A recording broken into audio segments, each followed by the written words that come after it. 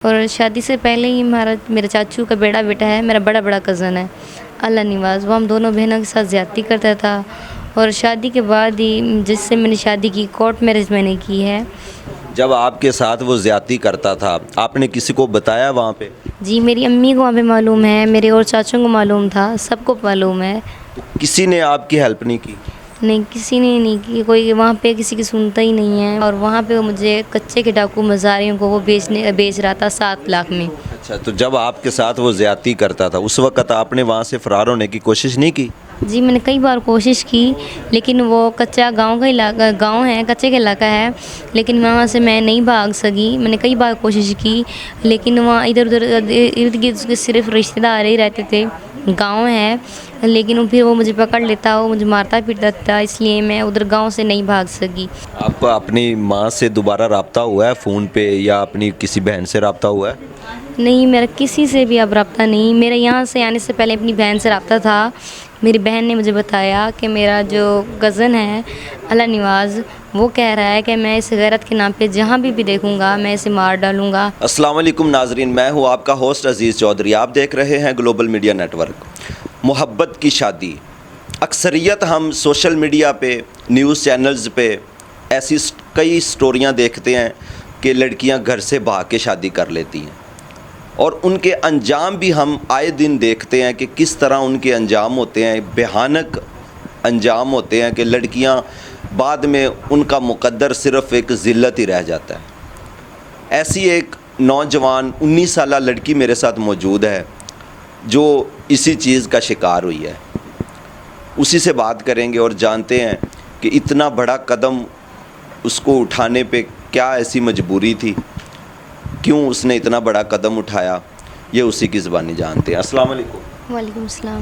آپ کا نام کیا ہے؟ شہناز۔ اچھا، آپ مجھے یہ بتائیں کہ کہاں سے آئی ہیں آپ؟ جی میں بہنگ صادقآباد کے کچے کے علاقے سے آئی ہوں۔ صادقآباد؟ جی۔ اچھا، تو کیا معاملہ پیش آیا آپ کے ساتھ؟ جی میرے سب چھوٹی تھی تبھی میرے ابو فوت ہو چکے تھے، ہمارا بھائی کوئی نہیں ہے، ہم صرف 2 بہنیں ہیں۔ اور شادی سے پہلے ہی میرے چاچو کا بیٹا ہے، میرا بڑا کزن ہے اللہ نواز، وہ ہم دونوں بہنوں کے ساتھ زیادتی کرتا تھا۔ اور شادی کے بعد ہی جس سے میں نے شادی کی، کورٹ میرج میں نے کی ہے۔ جب آپ کے ساتھ وہ زیادتی کرتا تھا آپ نے کسی کو بتایا وہاں پہ؟ جی میری امی کو وہاں پہ معلوم ہے، میرے اور چاچوں کو معلوم تھا، سب کو معلوم ہے۔ تو کسی نے آپ کی ہیلپ نہیں کی؟ نہیں، کسی نے نہیں کی، کوئی وہاں پہ کسی کی سنتا ہی نہیں ہے۔ وہاں پہ گاؤں ہے، اور گاؤں میں بس وہ کوئی کسی کی سنتا ہی نہیں۔ وہاں پہ پولیس اسٹیشن جا کے کمپلین نہیں کی آپ نے؟ جی میں وہاں سے گھر سے کبھی نکلی نہیں، کیونکہ میں کنواری لڑکی تھی، اور کنواری لڑکیوں کو وہ گھر سے نکلنے پہ ویسے بھی پابندی ہوتی ہے۔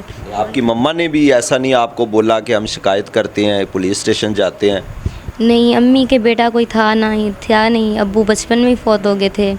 اور امی کے جو میرے ماموں زاد ہیں، میرے ماموں ہیں، میرے امی کے بھائی، وہ بھی بہت زیادہ غریب ہیں، وہ بٹھے پہ سلیں اینٹیں وغیرہ بنا کے دہاڑی لگا کے اپنے گھر کا گزارا کرتے ہیں، اس لیے امی کو کسی کا سپورٹ نہیں تھی، اس وجہ سے امی نے کبھی آواز نہیں اٹھی۔ اگر امی اٹھاتی بھی تھی تو امی کو بھی وہ مارتے پیٹتے تھے۔ جس کے ساتھ آپ نے شادی کی ہے اس کے ساتھ کس طرح آپ کا تعلق بنا؟ وہ میرے ایسے شادی میری کو 8 ماہ ہو چکے ہیں، لیکن میری شادی سے 1 ماہ پہلے اس سے رابطہ ہوا، میری ایک دوست نے کرایا تھا۔ شادی سے پہلے 1 ماہ پہلے رابطہ ہوا ہے؟ جی۔ اچھا، میرے ایک دوست نے رابطہ کرایا تھا، اس نے کہا تمہارا کزن تمہارے ساتھ، چاچو کے بیٹے تمہارے ساتھ اللہ نواز زیادتی وغیرہ کرتا ہے، تم لوگوں کو مارتا پیٹتا ہے، تم لوگوں بھائی کوئی نہیں ہے، تم اس شفیق سے، میرے شوہر کا نام ہے شفیق، تم شفیق سے رابطہ کر لو، یہ بہت اچھا انسان ہے، تمہاری زندگی کے ساتھ صحیح گزرے گی۔ تو شفیق، اس سے آپ کی فون پہ بات ہوئی تھی؟ جی میں نے اسے کبھی ملی نہیں، لیکن میں نے اس کی صرف تصویر دیکھی تھی۔ یعنی کہ آپ کی کزن نے آپ کو نمبر دیا اور تصویر دکھائی اس کی؟ اس کی تصویر دکھائی، اس کا نمبر دیا، اور 1 ماہ میری اس پہ موبائل پہ ہی بات ہوتی رہی۔ مجھے کہتا رہا کہ میں بہت پڑھا لکھا ہوں، میرا موٹر سائیکل کا اپنا شو روم ہے، اور میں کنوارا ہوں۔ جب اس نے آپ سے شادی کا، اس نے آپ کو پہلے بولا تھا یا آپ نے بولا کہ میرے سے شادی کر لو؟ اسی نے کہا تھا کہ میں نے تمہارے ساتھ شادی کرنی ہے، اور میں نے بھی کہا کہ مجھے ایسا تعلق نہیں رکھنا، مجھے نکاح کرنا ہے، میں پڑھی لکھی لڑکی ہوں، میں خود 12 پڑھی ہوئی ہوں، میں نے نکاح کرنا ہے، ایسے گناہ ہوتا ہے۔ تو جب آپ نے شادی کا ان کے ساتھ بنایا پروگرام تو اپنی مما سے آپ نے اس بارے میں ذکر کیا تھا کہ میں شادی کرنے جا رہی ہوں اس کے ساتھ؟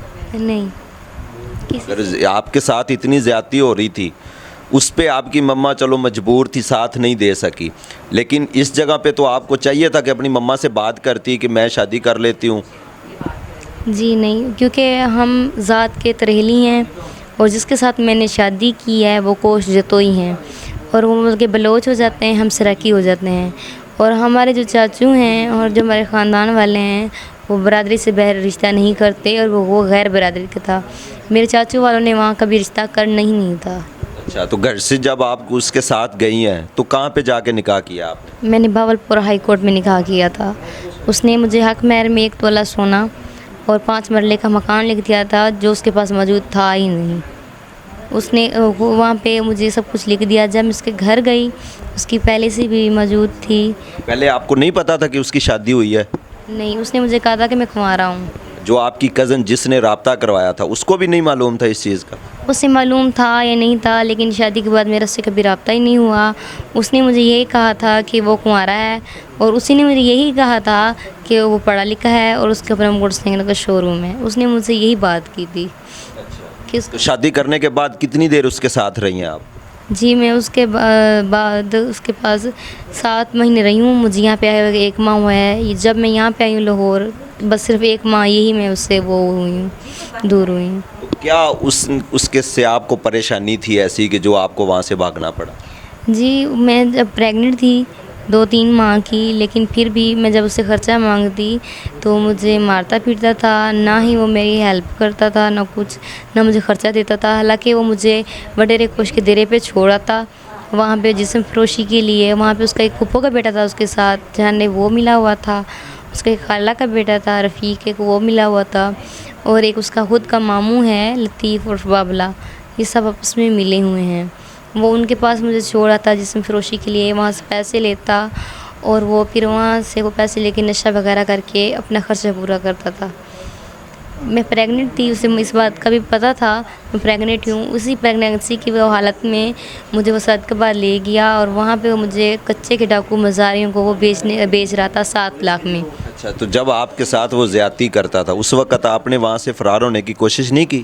جی میں نے کئی بار کوشش کی، لیکن وہ کچا گاؤں کا علاقہ، گاؤں ہے، کچے کا علاقہ ہے، لیکن وہاں سے میں نہیں بھاگ سکی۔ میں نے کئی بار کوشش کی، لیکن وہاں ادھر ادھر ارد گرد اس کے صرف رشتہ دار ہی رہتے تھے، گاؤں ہے، لیکن پھر وہ مجھے پکڑ لیتا، وہ مجھے مارتا پیٹتا تھا، اس لیے میں ادھر گاؤں سے نہیں بھاگ سکی۔ اور میں پھر جب یہاں پہ آئی تو ان لوگ آپ بھاگی کہاں سے ہیں پھر؟ کیسے آپ کو بھاگنے کا موقع ملا؟ جی اس نے خود ہی کہا تھا کہ چلو ہم ساتھ کے بعد چلتے ہیں تمہاری دوائی لینے کے لیے۔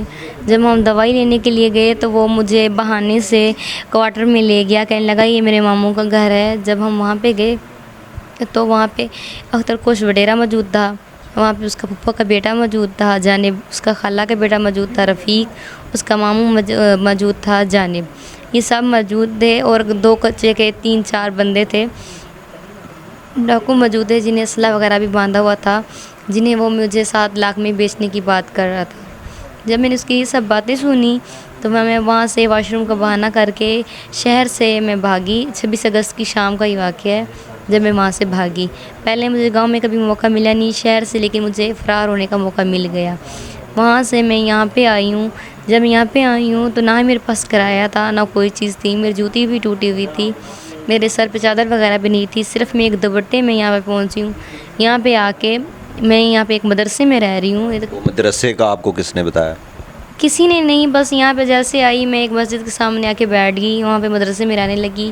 پھر یہاں کے مدرسے کے لوگ بہت اچھے ہیں، ان لوگوں نے بہت زیادہ میرے ساتھ تعاون کیا، مجھے پہننے کے لیے کپڑے۔ یہاں پہ جب آپ لاہور پہنچی ہیں تو یہاں پہ آپ نے پولیس میں کمپلین کرنے کی کوشش کی ہے؟ جی یہاں پہ میں جب آئی ہوں، مجھے آئے ہوئے 1 ماہ ہو چکا ہے، 27 اگست کو میں آئی تھی۔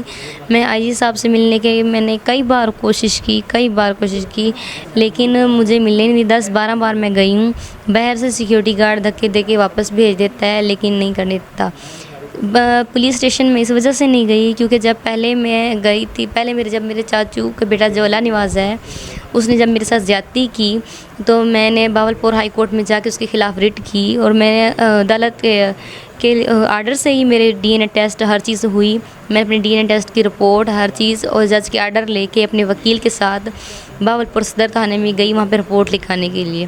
ان لوگوں نے صرف سلپ دے کے مجھے واپس بھیج دیا، جو صرف خالی سلپ ہی انہوں نے مجھے دی، اور کچھ انہوں نے نہ رپورٹ درج کی نہ کچھ کی. اس بات کو 3 ماہ ہو گئے ہیں، ان لوگوں نے رپورٹ نہیں درج کی، حالانکہ میرے پاس ہر ثبوت، عدالت کے آرڈر، ہر چیز تھی. انہوں نے اس وجہ سے نہیں کی کیونکہ ہم غریب تھے، ہم لوگوں کے پاس پیسے موجود نہیں تھے. انہوں نے الٹا پولیس ہمارے ہی پیچھے لگا دی. اب وہی میرے چاچو کا بیٹا اللہ نواز، وہ مجھے بھی اور میری بہن کو بھی اب جان سے مارنے کی دھمکیاں دے رہا ہے. وہ کہہ رہا ہے غیرت کے نام پہ اب میں جہاں پہ بھی دیکھوں گا میں اسے قتل کر دوں گا، اسے مار دوں گا. آپ کا اپنی ماں سے دوبارہ رابطہ ہوا ہے فون پہ یا اپنی کسی بہن سے رابطہ ہوا ہے؟ نہیں، میرا کسی سے بھی اب رابطہ نہیں. میرے یہاں سے آنے سے پہلے اپنی بہن سے رابطہ تھا. میری بہن نے مجھے بتایا کہ میرا جو کزن ہے اللہ نواز، وہ کہہ رہا ہے کہ میں اس غیرت کے نام پہ جہاں بھی دیکھوں گا میں اسے مار ڈالوں گا. اور کئی اور لوگوں سے بھی سننے کے لیے آیا ہے کہ اس نے کہا کہ میں بہت بڑے بڑے لوگ چھوڑے ہوئے ہیں کچے کے علاقے میں اسے نہیں بچاؤں گا، میں اسے غیرت کے نام پہ مار ڈالوں گا.